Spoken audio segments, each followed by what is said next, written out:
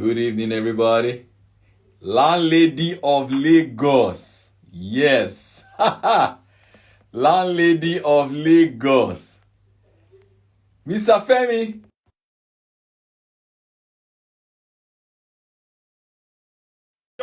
You want to jump on this call? Mr. Femi Aguda, would you like to get on this call, sir? I can add you to the video. Good evening, sir. Landlady of Lagos. How are you? Present, sir. All right. So this is a 25 minutes Instagram thing, but the purpose is to just demystify the act. Wow. Let me add this. Mr. Femi is a real estate agent in America. He's jumping on the call as well. Wow, fantastic. All right, good. So, how long have you been in the real estate industry? Well, I joined the real estate industry in April. Yeah, 2 years actually. April 20. Hey, bro, what's up, man? I'm good. How you doing? I'm on top of my game, man. I see you winning, man. You know, when you're friends with a man that is winning, you also win. I said, let me just see what you're doing, and then you rope me in. Awesome. All right, bro. So I in preparation for my 3 days real estate sales cohorts, I'm just interviewing people to just break down how they made their first sale in real estate. Because I believe that just demystifies the process for those who are struggling, who are about to join, and all that. So yeah, Landlady of Lagos, this Oga is a multi-millionaire, so let him talk first. You're welcome, sir. Thank you. Yeah. For those people that don't know, I mean, you run a big real estate company in Chicago, really all over the world. But how did you make your first sale? Break it down for us. Okay, so let's start with Femi. How do you make your first real estate transaction? Okay. Walk us through that step. Oh, okay. So actually the first deal that I did, or first sales, was actually my own sale. I bought for myself. So first year in the US, first year of my real estate career. Then also it's like less than 2 years in America. So as in I did my own first deal. But my first client really was that I had to give them some level of value proposition, because I was agreeing on, as in I didn't really know what I was doing in that sense. So I had to beg, I had to, I literally had to beg, I had to do, as in offer them, I'm going to buy gifts, I'm going to do this, just to get my first deal, because there's nobody knows me. That's right. I'm just literally starting, you understand? So my first, especially your first client, is going to be like the most important clients that you're going to have, because it's going to give you okay, yeah, I can be a real estate agent, especially when you get the first check, that really boosts your confidence. So I think what I did was to, let me just say this, my first year, what I did was to give a lot of value. In fact, in church, after service, there's literally line of 5 people trying to talk to me. I'm giving them value. I'm giving them value. I'm giving them value. As when I'm giving value, I'm telling them the reason why they should buy real estate. I'm telling them the kind of loans that are available to them. I did this for 1 year. Every Sunday for 1 year. And, some bought, some didn't buy, but a lot of people had to go prepare to be able to buy. And then in 1 year, my whole life changed, because a whole lot of them were ready.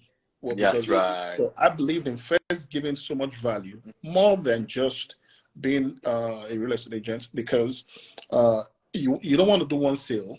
You want a lifetime. I look at the lifetime value of a client over just one deal. Yeah, that's right. That's very, very. So you led with value. Yeah. You you were educating them first before Yes. you asked them to buy. You know, Femi, the funny thing is that I believe that human nature, history doesn't repeat itself. It is human nature that repeats itself. So let me explain. If you remember those days in Lagos, I don't know whether some of you did that. I entered bus in Lagos, all those Mulwe buses. Yeah. And when the medicine man want to sell medicine, he will stand up first and he will teach about the medicine. Yeah. He will be teaching and teaching and teaching. He'll be telling you if you have this problem in your body, he used to scratch you. You'll be convinced your fear. He'll be convinced. Then he will not say, I have this product. Then we will not buy it. Yeah. So you just took it to the next level. You taught them in church. You kept teaching. When you made the offer, it was easy. Like the Bible says, when the clouds are full of water, they will empty themselves as rain. So I mean, so now you have even scaled that teaching. I mean, I follow you on Instagram, so you teach on Instagram. I see you. You educate on Instagram. So it's, when somebody wants to buy from me, they'll know that this is the guy that has been educating me. Yes, it's easy for me to buy from this guy. I like that. I like that. And let me quickly add. You know, I actually learned this process when I was in college, when I was in university in Futa. You know, I finished from Futa. So I used to run a laundry and dry cleaning business, and then a lot of people said, "Oh, students are broke. Students don't have money. They can't use laundry and dry cleaning." So what I did, but this is the thing. When I'm asking, when I'm marketing, I come to you, I'm like, that. Do you have time? Especially I go to like 500 level students. Yes. Like, do you have time to do your laundry? They're like, man, I don't have time. Or like, I'm writing my projects. I'm doing this. I'm doing that. So I said that. And I also asked them, there are some special clothes that you bring from home that you don't want to wash yourself, that you want to cook because they are special. And they were like, yes. I said, so how do you deal with it? They said, oh, most of the time I wait till I go back home. I'm like, oh, you don't have to go back home. This is Michael Wash for all those times and all those clothes that you can. So it's identifying. This is the thing. They don't even know that they have a problem. That's right. Yeah. So is you making them realize that they have a problem, and then you have the solution. You know, so that is one thing I learned in college, and even the same way when I was starting, and people said it was not going to work.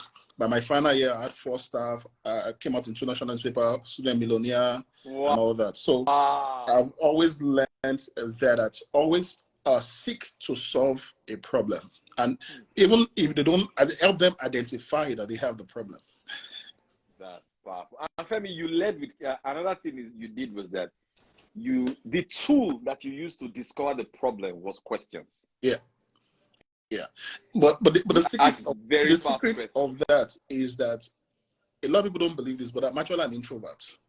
As in, I don't like coming out. I like my space. I like being indoor and everything. But you can't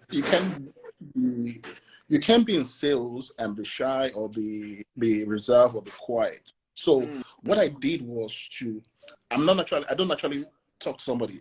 Like my wife can walk up to anybody and say, hey. But so what I did was to develop something that, develop some set of questions. That's right. That will make you ask me a question. That's right. And that's one.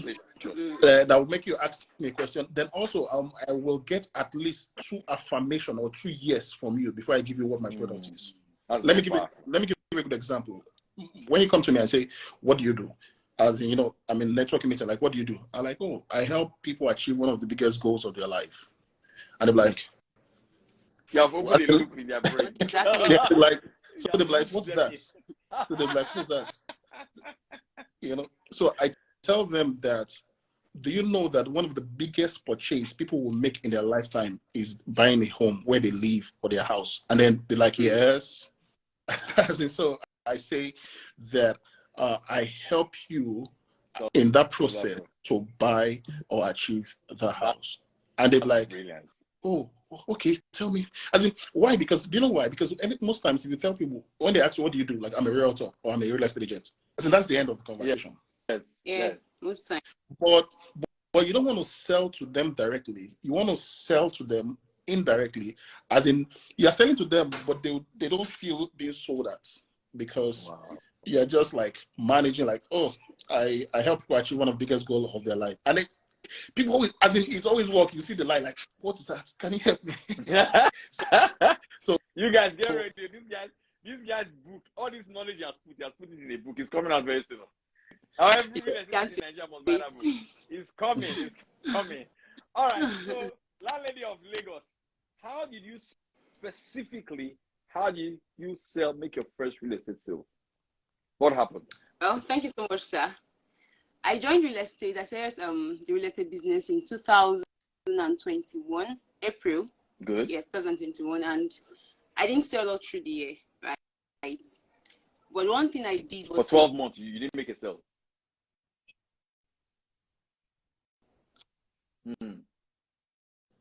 I didn't make any sale. I joined April, so April to December, I didn't make any sale. In fact, then January 2022 down till May.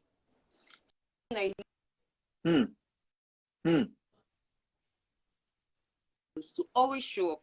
I attend a whole lot of trainings. I just use that time to, build myself, because I understood that for me to be able to sell, I know real estate is not, I moved from being just a brand ambassador for milk to real estate. So I knew that I was dealing with people that had millions in their account. I'm not just selling the lists. I knew that I was a high ticket sale business. So I took out time. I attended a whole lot of trainings, both the ones that are paid, the ones that are free. I knew you 2021. Yeah. And then some of that coaches, I did a whole lot of trainings. I was just, building myself. It wasn't easy, because I go out for inspections, I go to sites, I post videos, I talk to people, I literally, I wanted to make a sale. Bills are there, even if the bills I know I'm in UK, I know that the bills, I need to pay bills. I literally take care of myself, so I need to pay bills, So I just kept on working. I kept on trusting. I kept on trusting the process. I kept on putting up the videos. I kept on telling people, this is what I do. I'm into real estate. I am a consultant. So I started with a company at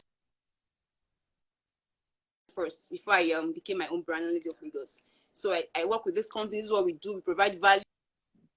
Some person were like, okay, nice. You're not into real estate. I got this. Some people were like, that money, that business that you have to do, that will give you have plenty money. You better go and look for something to do. But I knew within me what I wanted, right? So I remained. I was consistent. I kept on putting up the video up there. I kept on telling people what I do. And I kept on going to sites for inspections. Because, right, I just needed the manifestation, right? Yeah. So I sold my first estate, my first property in June. Last year. I joined 2021. I sold June 22. Okay. How it came? The regular posting, right? I always been posting. And all of a sudden, a client came and he's like, he saw this property and he wants to buy. Like, oh, okay, fine. Thank you, sir. Don't worry, I asked questions because, of course, you have to ask. Really? Network. Is it better now? It's better now. Go ahead. Is it better? Don't worry. Go ahead. Go ahead. Yes. Yeah. Okay. So normally from them ask you how much. You don't just say, you don't just tell the client the price. You tell them the price. I thought you guys yeah. I don't tell a client the price of a property until we've gotten into a deep conversation. I know that client really wants the property is 15 minutes within your budget or it's above your. You could tell me, that's above my budget, but you could actually have that money you have to spare. But because I told you the price, because I could chase you away. So I learned from training that you don't tell the client the price at first. Yeah. You know why that client. Yeah. Yes. So I held him in the conversation, thinking that it was normal. While I was when I was doing all of this posting and trusting and working, I had a lot of persons who came to me. They want to buy at some point. Well, it's normal. At the initial time, I used to be heartbroken, to it. Yeah. Right, I got used to it. Yeah, I just got used to it. And at this point, if I have a client who wants to buy and doesn't say anything, I don't bother. I just So when that friendship with him. When that first account hits, when the first commission hits your bank account, how did you feel?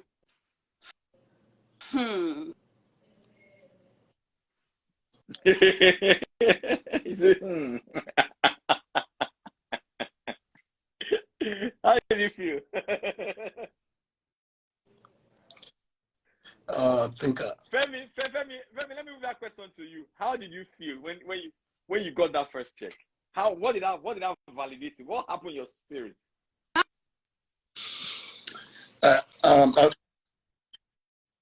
I believe that, okay, I'm trying to wait for, okay. When I got the first check, it was... Landlady of Lagos, just wait a bit. Your network is back. Can you go off and come back?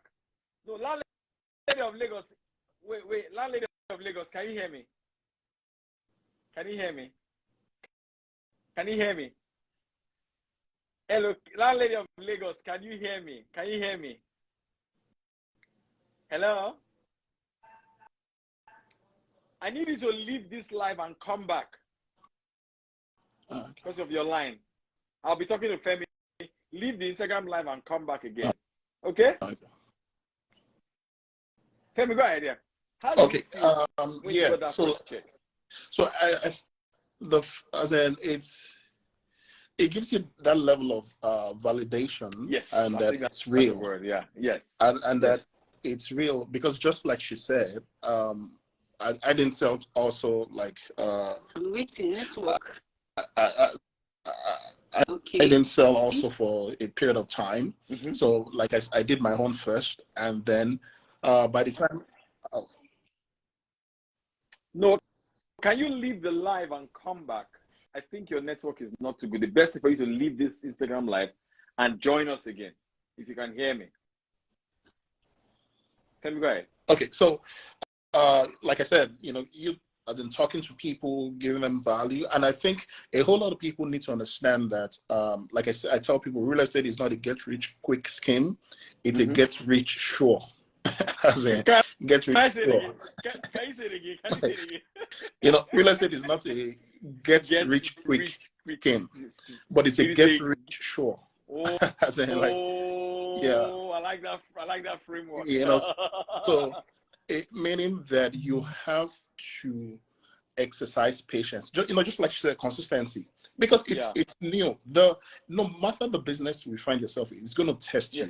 You think you're the one testing it. It is the business testing you. That's actually right. To see if you are there for the long haul, or you're just there just to collect one or two checks and then zoom. So I told my wife, this is one of the things I told my wife. I said, when we're getting married, I said, this is it. Real estate is for me. There's no plan B. As in, I've entered and I've closed the back door. So there's no back door. It's either it works. In fact, your plan B is to ensure that plan A works. As in, literally. As in, so I told her, because see, until there is commitment, especially when it comes to sales, you're gonna suffer. Yeah. You're gonna, as in, sales is not like 9 to 5 or anything. Is like you said, is what you kill, is what you earn that you eat. If you don't earn, you don't eat, man. You don't eat, man. Yeah. So if I say it's easy, then I'll be lying. It's tough. Yeah. But it's you making your mind saying, this is it for me. I'm gonna work it, as in real estate works, and I'm gonna work it. And, and one of the things I also did was to find people that were already, as in, getting the checks regularly. That's right. Sit with them, look at their cars, see their Range Rovers, see their Lamborghini.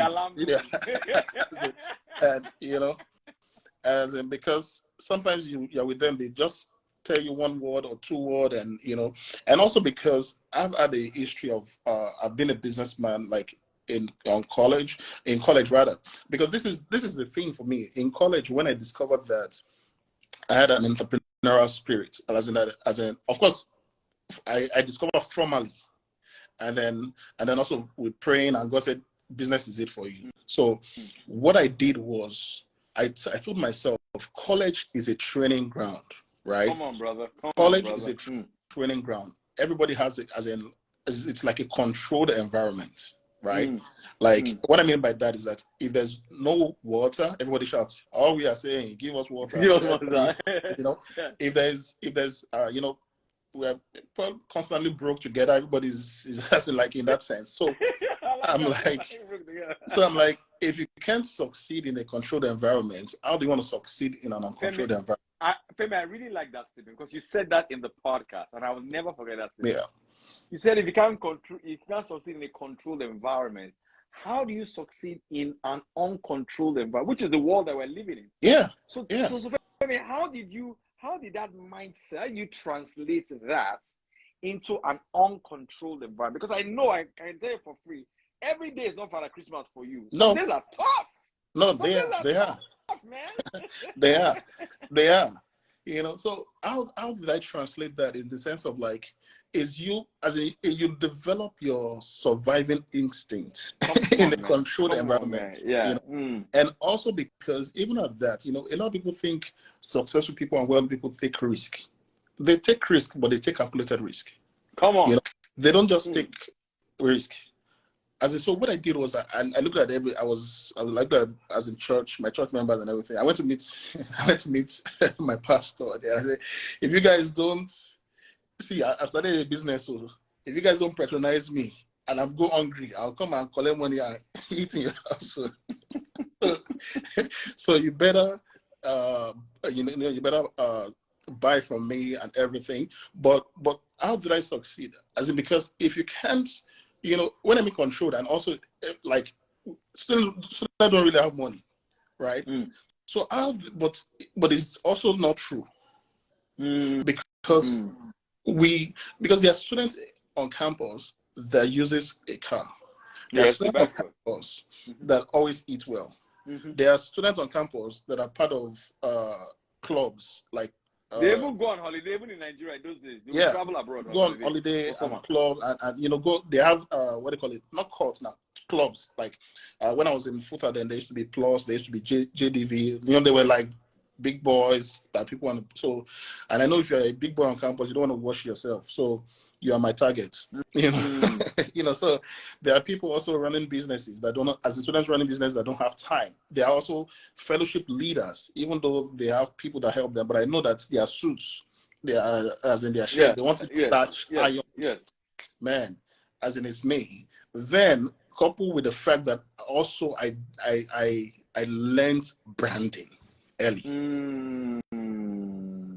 Femi, do you know that if you think about it, right, the chief CEO of LVMH, Bernard Arnault, his net worth as of today, I checked it today because I wrote a piece about him on Twitter, is worth $200 billion.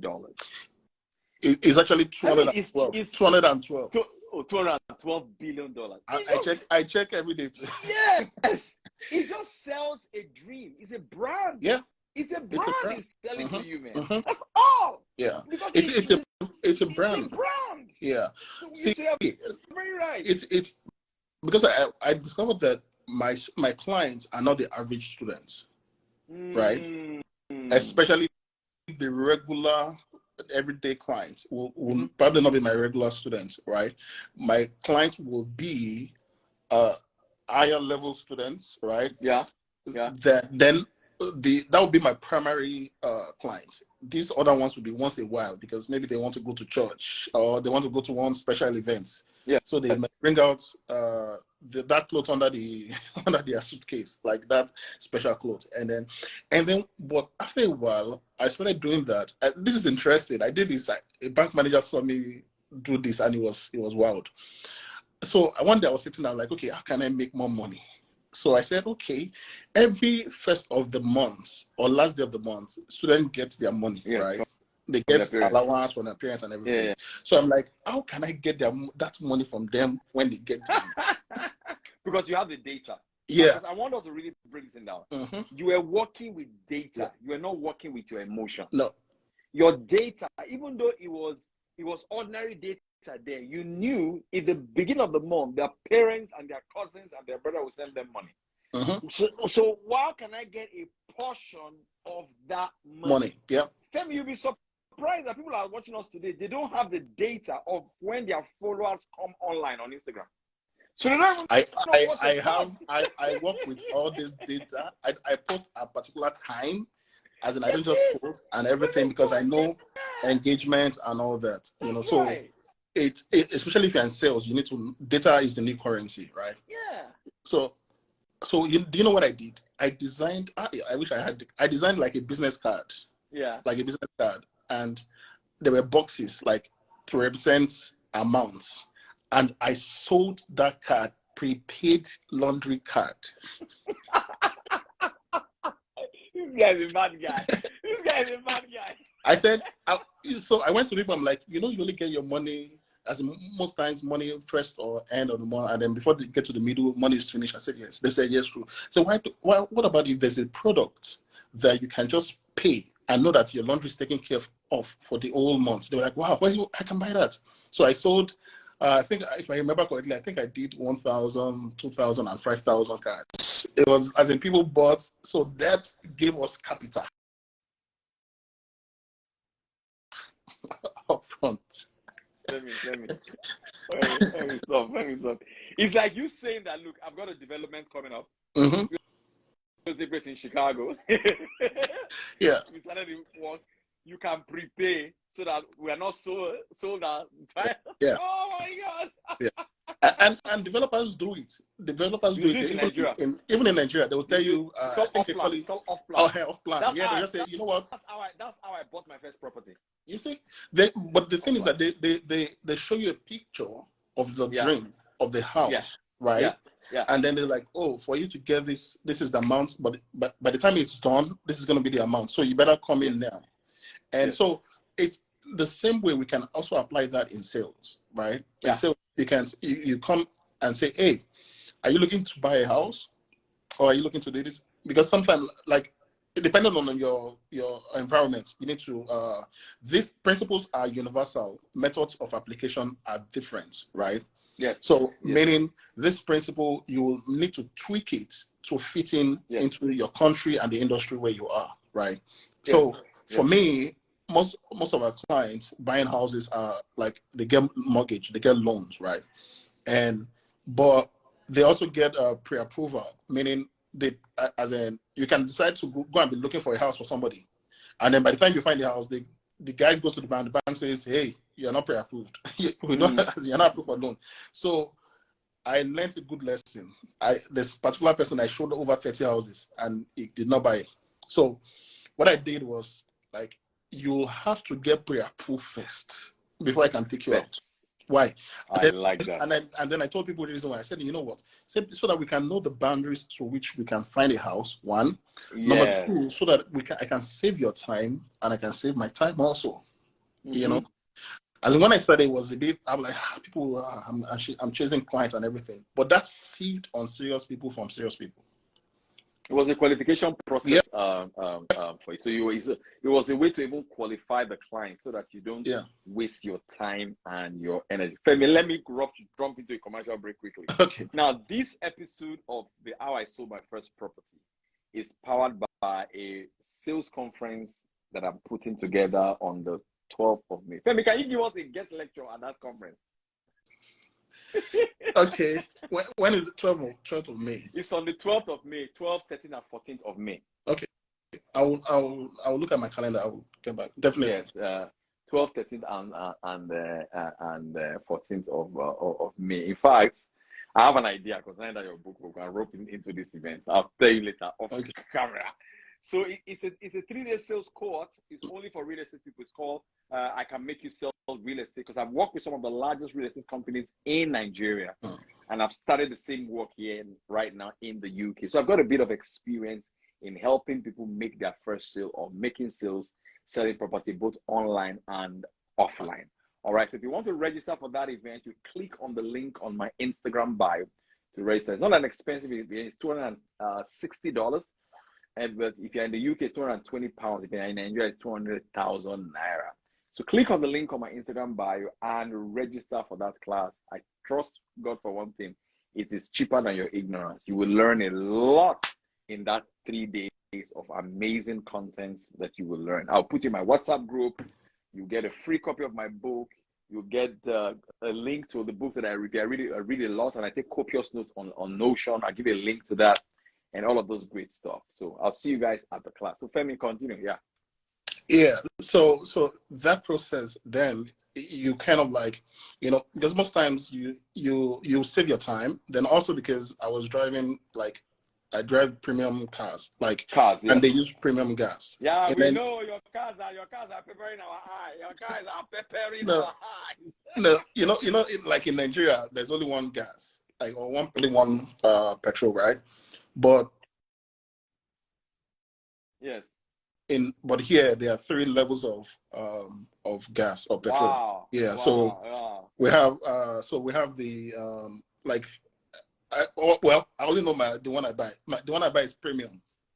But in the UK, we don't have it like that. We just have petrol and diesel. I don't know why. America, we have three, and depends on the octane or rating. So if I'm going to be using the most expensive gas, as in I better be effective in every move that I make, right? So and that's also some of the things. And then of course with experience, you start knowing time wasters from people that are not, because one thing I also learned early was that not everybody is your customer. I like that. Not everybody. As in, it's not as in settle it now. Settle it now. Some people will never buy from you. Just settle it. What is very powerful? That means that you should actually have a criteria of what qualifies somebody to be your customer. Yep. Yeah. You even said that if they are not pre-approved, forget it. We're not going to start that discussion. Yeah. First step, pre-approved. First step. Except I know you. Except I know you and I know your capacity. Like in the sense that I have repeat clients or I have people that I know and I know that there. But if you're coming, like I don't know anything about you and all that, I respect you, but also it's because there are sales scripts. People have sales scripts.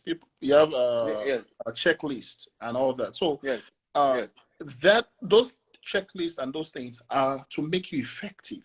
They are tools to make you effective, to save you your time. Because you are new and because you are trying to please everybody, you will do more than you would overdo. Like you overpromise and all that. And it's not like it's not good, but it's just that there has to be some limits, because what you start with, you better be able to promise every other person. Because now you start creating a system. McDonald's is not the best burger maker, but McDonald's has a system that serves billions of burgers every day. Every day, yeah. So the same way, as you're starting, you're also thinking about system. How can I systemize my sales process? So how can I be effective and systemize my sales process? So that's when you now start doing, okay, first thing, that's simple. It's not something complicated.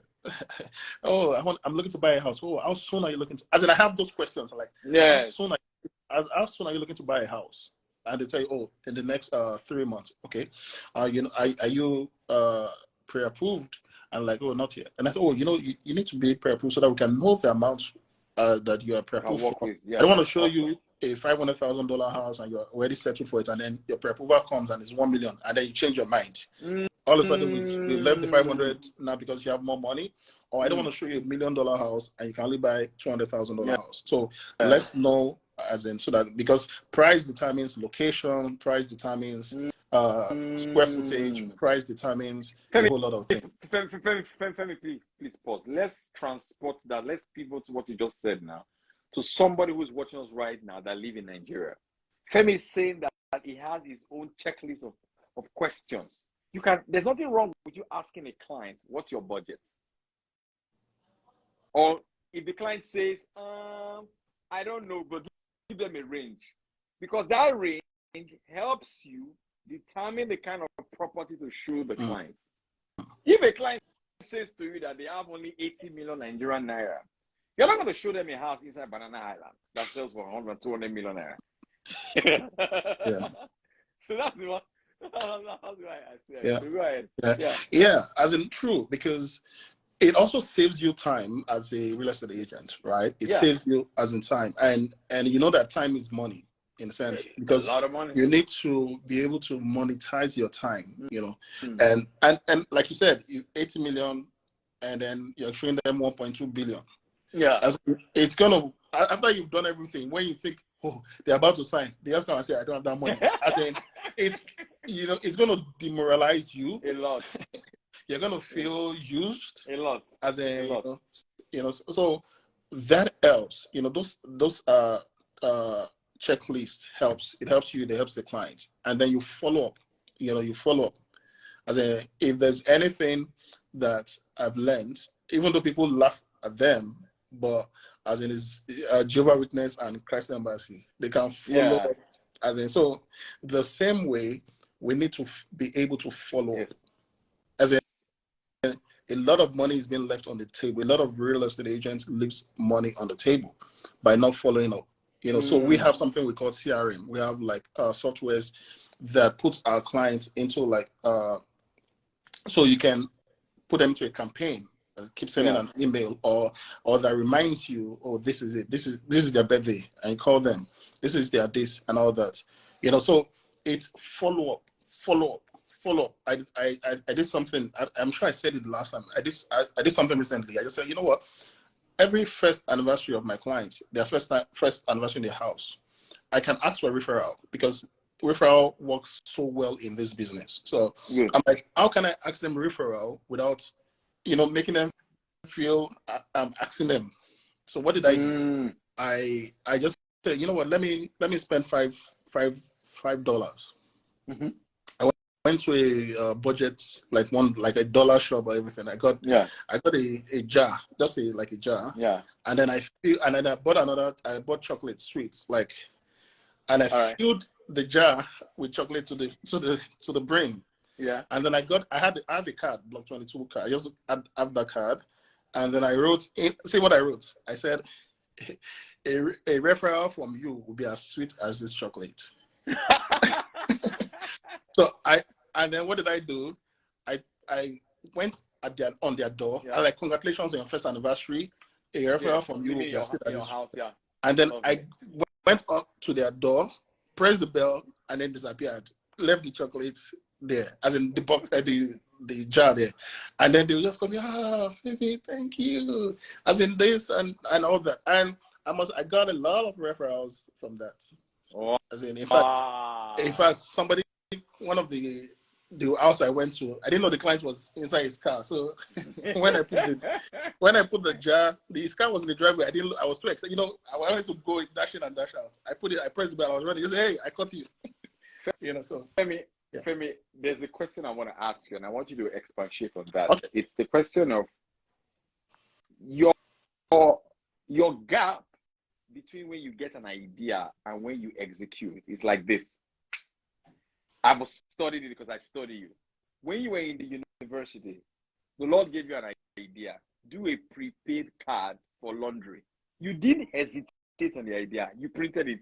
1,000. This one. You got an idea again. Your reference for you, we are sweet at this chocolate. You didn't think about. You executed it. I want you to speak because a lot of people, they get ideas like you as well, but they don't execute on those ideas.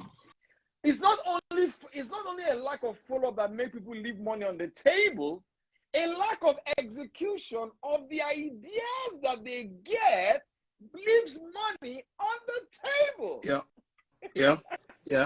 I agree. And trust me, let me tell you, I'm one of the Mr. Perfectionist. So I suffer from analysis paralysis. Analysis paralysis is something that, you overanalyze an idea such that you become paralyzed from executing. So I used to be like, I want to do this, I want to do that, I want to do it, until I saw a quote from the founder of LinkedIn.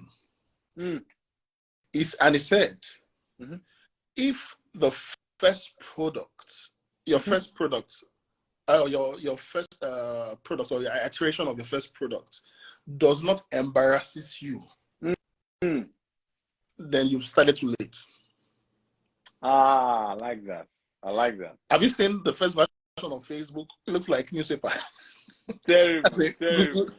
It looks so terrible. Meaning, so when he said that thing, I went to look for LinkedIn, that first version.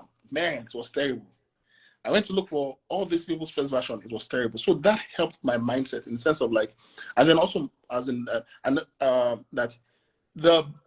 then settle this. The worst people can say to you is no.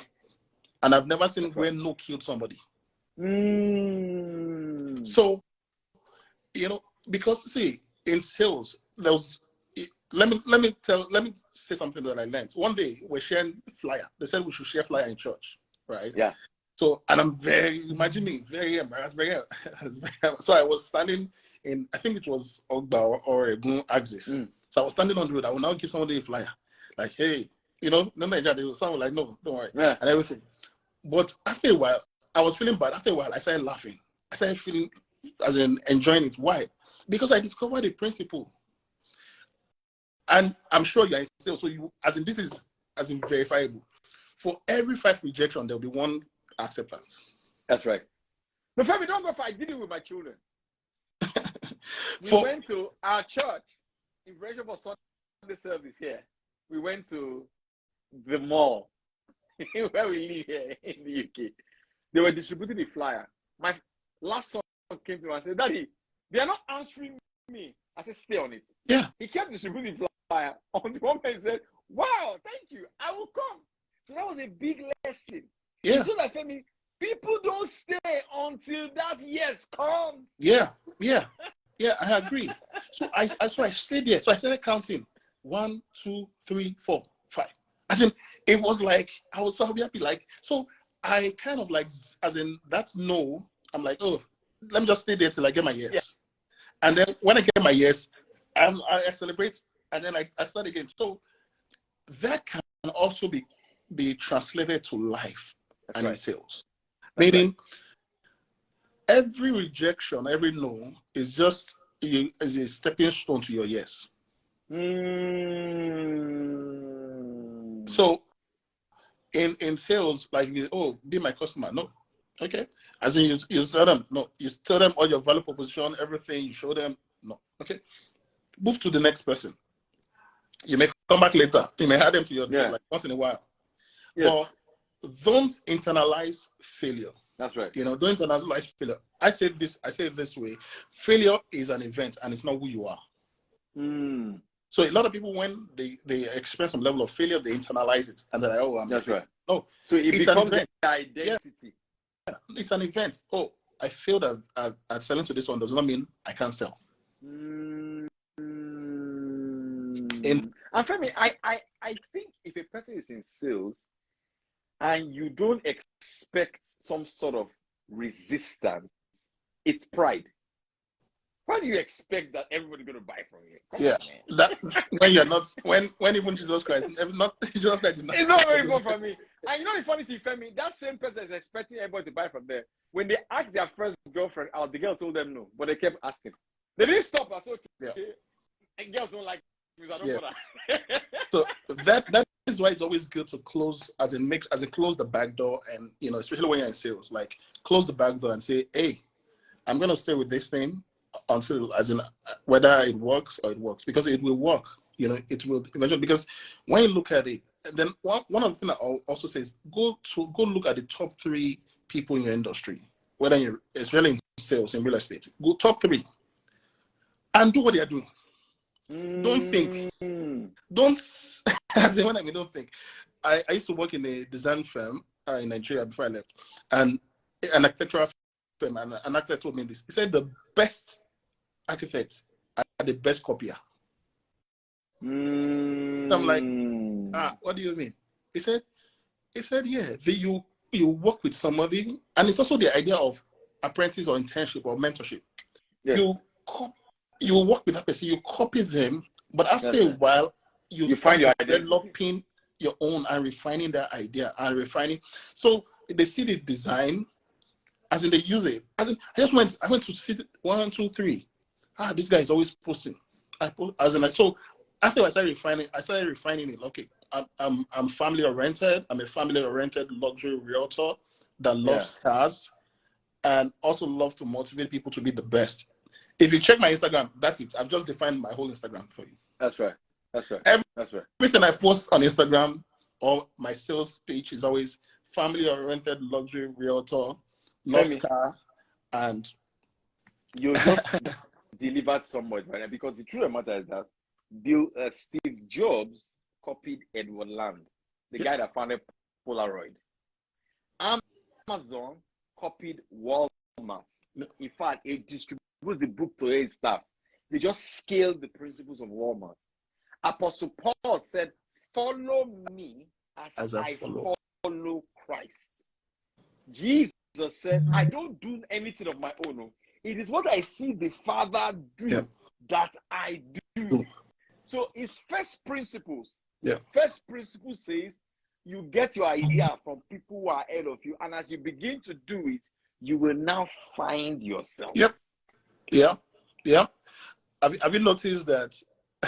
This is interesting. Have you noticed that Christ Embassy? There was a time a lot of Christ Embassy people, they used to dress like Pastor Chris, do their hair like Pastor Chris, and everything. Until they found their own style. Right. And the same, even in mentorship, you start following the man. You start getting, because see, success leaves clues, right? That's right. It leaves clues. So I bet to say, in the words of my mentor, success, and my mentor, one of my mentors is late now, Miles Moreau. He says, success is predictable.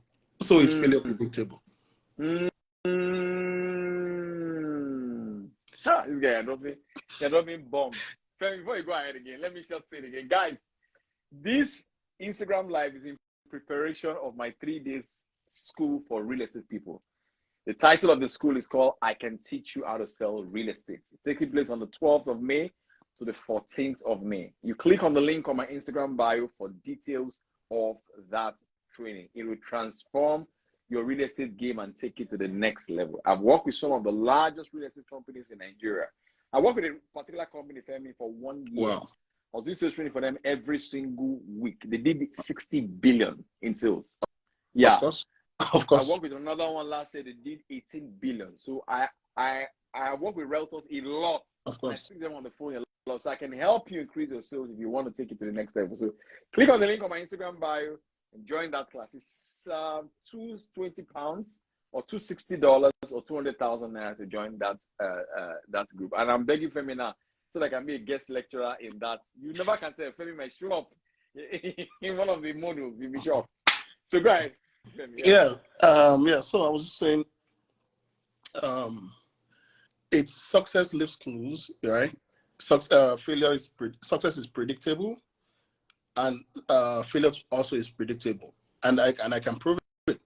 I'm sure you've seen some people and be like, man, the way this guy is going. One day I was talking with my wife. I said, man, the way this guy is going, he's going to be a billionaire very soon. And you know what I was talking about? Tyler Perry. No.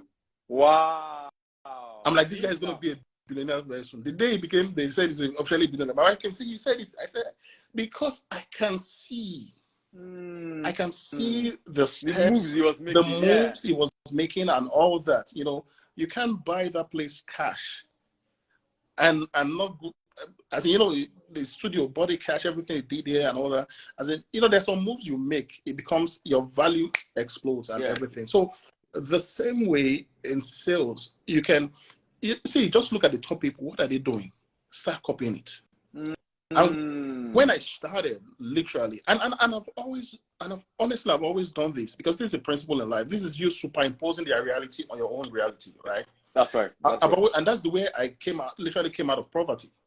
As in, because most people think, maybe my father, growing up, my father used to be a bit wealthy, and then everything went. And then, I just, one day I was describing, I said, you know what? How can I get out? I've prayed, I've fasted, and okay, I just realized that it's only goods and services. So if you don't offer anything in the marketplace, there's no money for you. So that's how I started business, to get myself out of poverty. But also, I also started transforming my mind, right? Started reading, started transforming my... People used to laugh at me. They say, all these motivational books. It does not work and everything. So I said... I will see you now. See you now. I said, see, that's when I started saying that thing, that principles are universal. Methods of application might be different. What I'm learning is the principle that they applied. Because I know that whether you're in Japan, Hong Kong, anywhere you are, the principles are the same. The law of gravity in Nigeria is law of gravity in America. It's the law of gravity. So if you want to break the law of gravity, then you need to put in another law, which is the law of lift.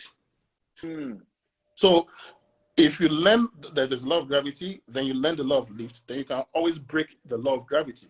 There's law of trust, there's the resistance and all that. So And you know that there's also the law of cause and effect. Yes, powerful law. Powerful law. So they were laughing at me, but I was reading.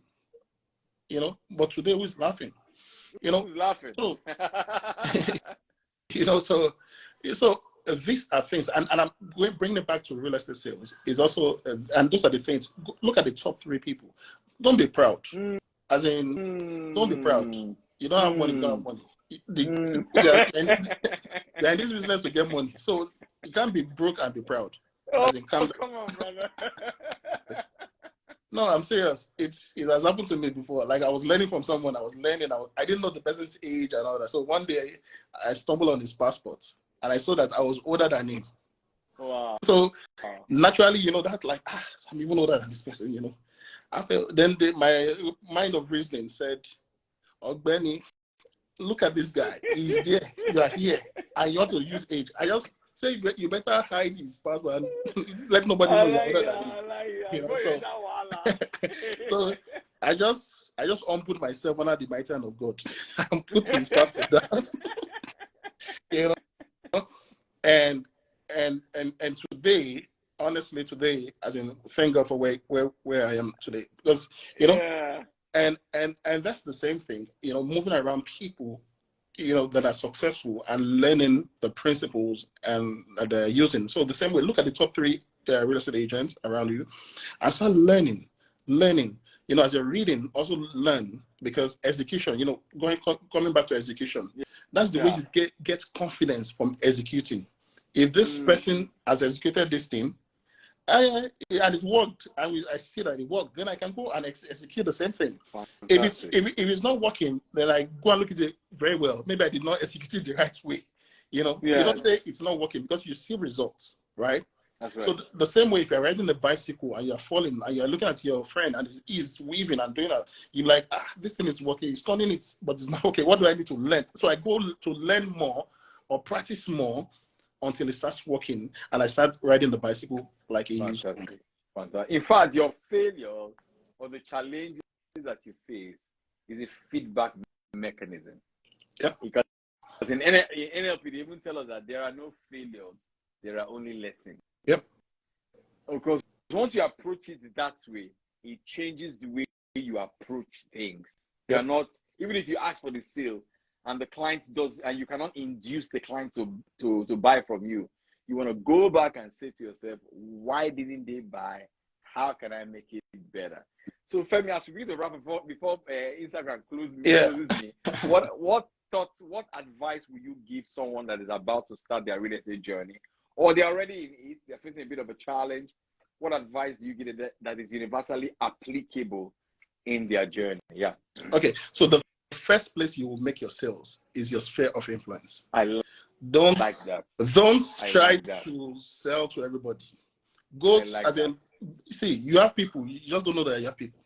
Your first clients will be gotten from that thing you are holding. They are looking at me from. Femi, let's just get even a lot practical now. I just tell them to pull out a sheet of paper right now if you're watching us.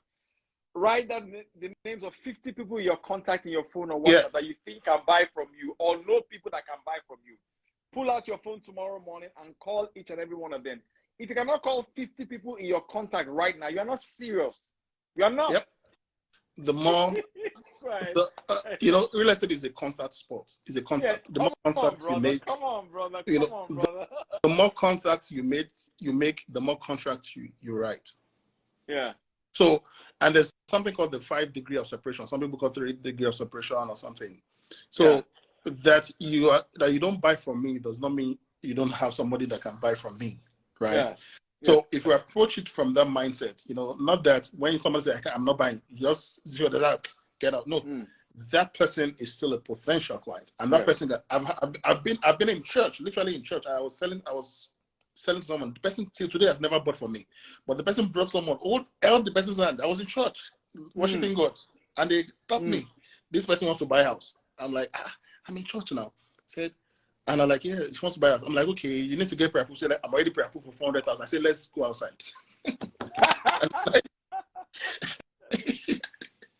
You know? Oh my God. You know? So, as in, so what I mean is that, like, they will still bring people as long as, you know, your value proposition is clear and you're staying in there, you're, you know, selling and selling. Thank you, Femi. Thank you, Femi. So guys, Femi has a book coming out for all of you who are in real estate. He's going to announce that book very, very, very soon. So just get your checkbooks and your account ready, because everybody, that will be your real estate Bible. That will be your real estate Bible. Did you get that? So follow Femi on Instagram. He's coming out with his book very, very soon on real estate. I call that your real estate Bible. All right. I'm begging him now what I can do, like a guest appearance for my okay, let me promise I'll do a guest appearance. What? Man, I'm gonna add you to the flyer now. I'll do a guest appearance, yeah. Yeah, so maybe as in, so is it 12, 13, 12, 13, and 14. So you pick any day that works for you. Okay, I'm sure. Any day, like any day that works for you. Thank you so much, Femi, for coming. This is so good. I'm going to put it on YouTube. This is so good. I'm going to put it on YouTube. I'm going to download it and put it on YouTube. Okay. Guys. So guys, this is in preparation for the class that is coming up on the 12th to 14th of May. It's called I Can Make You Sell Real Estate. How many of you believe that Femi can make you sell real estate? He's already a millionaire in America. He's a multi-millionaire. Anywhere in the world right now, this guy's a millionaire. Anywhere in the world right now. Anywhere in the world. Joy, sign up for that class. It will be handheld by Femi. So click on the link on my Instagram bio right now and join that class. Femi, thank you so much. God bless you. So, I deeply appreciate you. Your time is money. I learned so much from you every time you speak. And I watch your videos. I feel bad for the lady. You've got a great family, man. Thank you. I hope you're bringing the lady back, because it's as if I just No. over. No. Thank God, Femi, God works in marvelous ways. Thank God you came. Our internet was not good. Oh. It was our internet. Oh, okay. It was our internet. I'm sure I'll work that out some other time. Okay. Femi, people already say, Femi, I need the book. People already say, Femi, I need the book. Femi, you know that now our call. We need to jump on that call now. You know? Yeah. As in, I'm working on it. Comes out, me and Femi, we're going to do series of this like this. We're going to work on series like this. Don't worry, we have solid things for you guys. You go get the book, relax. You go retire. Yes. Yeah. Thank you. God bless you, and have a good evening, everybody. Yeah. Thank you. Yeah.